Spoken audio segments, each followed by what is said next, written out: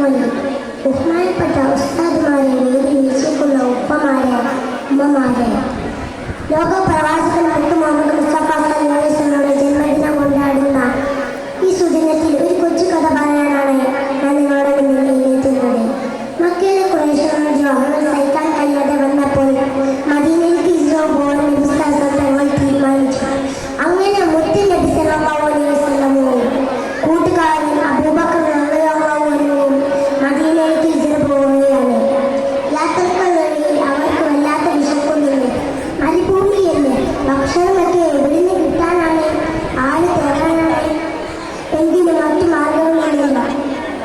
വിശപ്പ് സഹിച്ച് അവർ പിന്നെയും ദൂരങ്ങൾ താണ്ടി.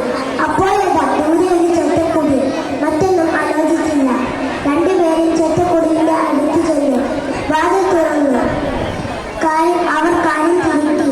നമ്മൾ യാത്രക്കാരാണെന്നും ക്ഷമിട്ട് വന്നതാണ് നബി സല്ലല്ലാഹു അലൈഹി വസല്ലം പ്രഖ്യാപിച്ചു.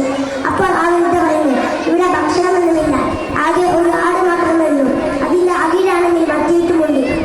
അപ്പോൾ നബി സല്ലല്ലാഹു അലൈഹി വസല്ലം ആടിനെ കാണിച്ചു തരാൻ ആവശ്യപ്പെട്ടു. അവർ ആടിനെ കാണിച്ചു കൊടുത്തു. ആടിന്റെ അടുത്ത് ചെന്ന് അതിന്റെ അകിലൊന്ന് തടഞ്ഞു. അപ്പോഴല്ല അത്ഭുതം, ആടിന്റെ അകിടിൽ പാൽ നിറഞ്ഞു ഓർത്തിരിക്കുന്നു. ഇത് കണ്ട വൃദ്ധ ആകെ അമ്പരന്നു. തങ്ങളും അബൂബക്കർ വയറ് നിറയെ പാൽ കുടിക്കുകയും ചെയ്തു. എന്നിട്ടും ആടിന്റെ അകിടിൽ പാൽ ബാക്കിയുണ്ടായിരുന്നത്ര.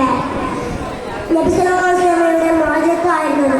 അല്ലാഹു തആല നബി സല്ലല്ലാഹുയുടെ ബർക്കത്ത് കൊണ്ട് നമ്മളെ എല്ലാം സ്വർഗ്ഗത്തിൽ ഒരുമിച്ച് കൂട്ടട്ടെ എന്ന് പ്രാർത്ഥിച്ചുകൊണ്ട് എന്റെ കൊച്ചു കഥ നിർത്തുന്നു.